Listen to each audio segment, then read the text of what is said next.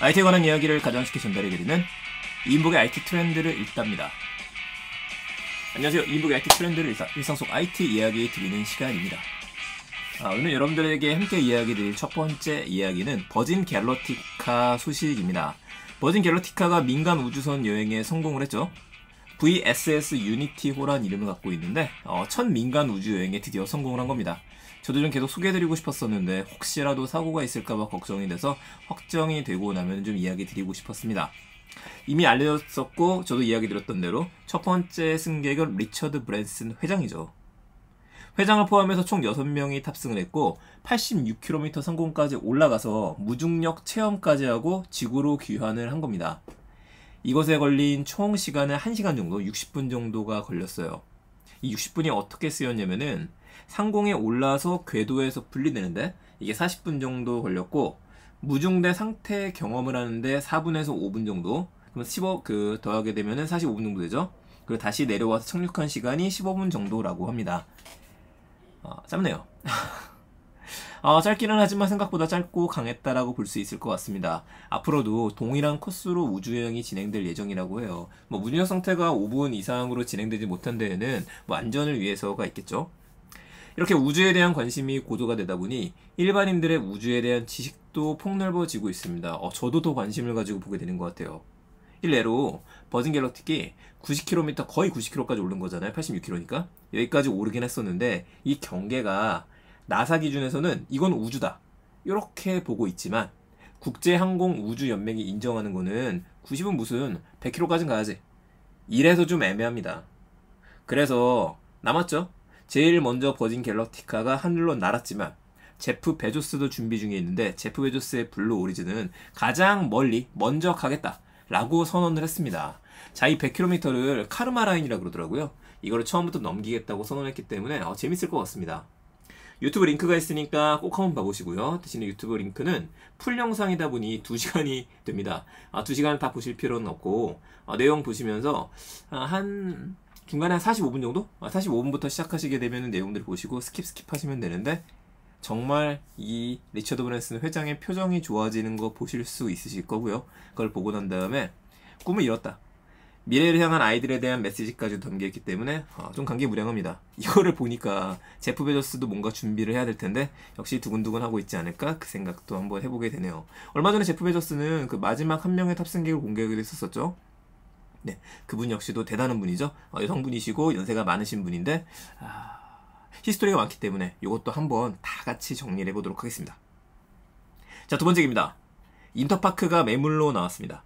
얼마 전에 옥션과 지마켓에 이베이 코리아가 나왔죠. 이걸 이마트가 인수를 하면서 네이버는 살짝 빠졌다라는 이야기를 드렸어요. 이번엔 인터파크입니다. 인터파크는 우리나라 거의 1세대 이커머스죠. 심지어는 지마켓에서 운영을 하고 있다가 이베이 코리아에 판매를 하기도 했었잖아요. 매각하기도 했었죠. 인터파크의 현재 시가총액이 약 4,500억 정도이고 매각 지분이 1,300억, 그러니까 27% 정도라고 합니다. 매각 주관사가 정해졌습니다. NH투자증권이고요. 아직 구체적인 일정은 정해지지 않았어요. 이 이야기는 지금부터 가격을 올려가겠다, 이렇게도 볼 수 있을 것 같습니다. 인터파크 매물에는 그러면 누가 관심을 가질 것이냐? 첫 번째는 당연히 롯데겠죠. 롯데가 뛰어들 수밖에 없을 거예요. 이베이 코리아는 좀 비싸서 포기했었었는데 글쎄요, 이번에 뛰어들지 않는다면 입지가 좀 작아지지 않을까 싶기는 하고요. 재밌는 거는 네이버하고 카카오도 뛰어들 것으로 보입니다. 카카오는 왜 갑자기 나왔느냐? 이미 커머스 잘하고 있는데요.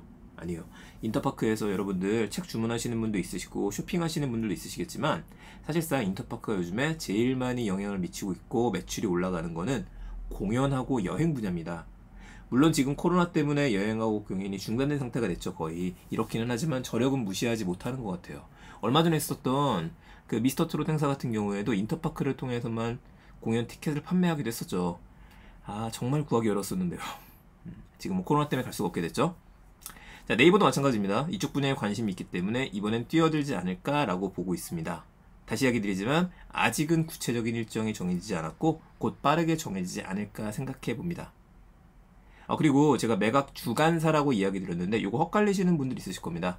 주관이 아니냐, 예, 매각을 주관한다. 어쨌든 주관사라고 하는 의미는 책임을 지고서 그 회사의 모든 거를 주관하는 거를 의미를 하고, 주관사라고 하는 것들은 지금처럼 상장이라든지 합병이라든지 이런 것들을 맡아서 하는 회사를 이야기합니다. 그래서 주관사라고 이야기하는 게 맞아요. 마지막 얘기입니다. 중국의 대표적인 반도체 회사 중에 하나인 칭화유니그룹이 파산 신청을 했습니다. 이 회사가 1988년, 그러니까 88 올림픽 때 설립된 회사니까 꽤 오래됐어요. 그 2015년에는 삼성전자에 AP를 공급하기도 했었습니다. 쭉쭉 커 나가는 회사였는데, 유니그룹이라고 할 정도로 굉장히 많은 회사들을 인수합병, 흡수합병을 하기도 했었습니다. 계속해서 뭐라 그럴까, 그 그룹처럼 만들다 보니까 여러 회사들이 너무 많은 거예요, 계열사가. 다만 이번에 파산 신청을 했지만 파산까지 가진 않을 거다 라는 전망도 나오고 있습니다. 그 이유 중에 하나로는 이 칭화유니가 사실상 국영기업에 좀 가까워요. 중국 회사들이 다 그렇죠. 그리고 2025년까지 반도체 자금률을 70%까지 끌어올리겠다. 이게 중국 정부의 목표 중에 중국 제조 2025가 있습니다.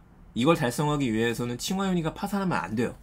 그래서 추가 자금 투자가 이루어질 거다 라는 이야기들도 있고, 또 한 가지 시나리오는 법정 관리 결정이 나게 되면 현재 회장이 아니라 중국 정부가 직접 맡아서 운영을 할 수 있게 된다, 이런 이야기도 나오고 있죠. 그래서 칭화유니 측에서도 지금은 파산 신청 단계이고 회사의 생산과 운영에는 직접적인 영향을 미치지 않는다라고 이야기했습니다. 이걸 보게 되면은 지금 미국 같은 경우에도 바이든 대통령이 반도체 들고 나오면서 중요하다는 이야기를 했었고요. 우리나라도 마찬가지입니다. 그리고 역시 중국의 경우에도 무섭게 치고 올라올 수 있을 거라고 생각을 했었었는데, 약한 점을 보여주는군요. 만만한 분야가 아닌 거 다시 한번 생각하게 되고요. 이 반도체하고 우리 또 그 자동차에 들어가는 반도체하고는 크게 영향은 없습니다.